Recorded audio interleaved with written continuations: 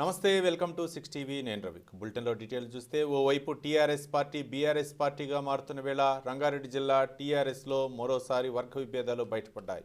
రంగారెడ్డి జిల్లా తలకొండపల్లి మండల కేంద్రంలో ఎమ్మెల్యే జైపాల్ యాదవ్ ఎమ్మెల్సీ కసిరెడ్డి నారాయణ రెడ్డి వర్గీయులు బాహాబాహికి దిగారు. దీంతో తలకొండపల్లి మండల కేంద్రంలో తీవ్ర ఉద్రిక్త పరిస్థితి నెలకొంది. తలకొండపల్లి గ్రామ పంచాయతీ ప్రారంభోత్సవానికి వచ్చిన ఎమ్మెల్సీ కసిరెడ్డి నారాయణ రెడ్డిని ఎమ్మెల్యే జైపాల్ యాదవ్ వర్గీయులు అడ్డుకున్నారు. స్థానిక బీఆర్ఎస్ పార్టీ నాయకులకు సమాచారం తెలియకుండా ఎలా ప్రారంభోత్సవానికి వస్తారని జైపాల్ యాదవ్ వర్గీయులు నిలదీశారు. ఎమ్మెల్సీ నారాయణ రెడ్డికి వ్యతిరేకంగా వారు నినాదాలు చేశారు.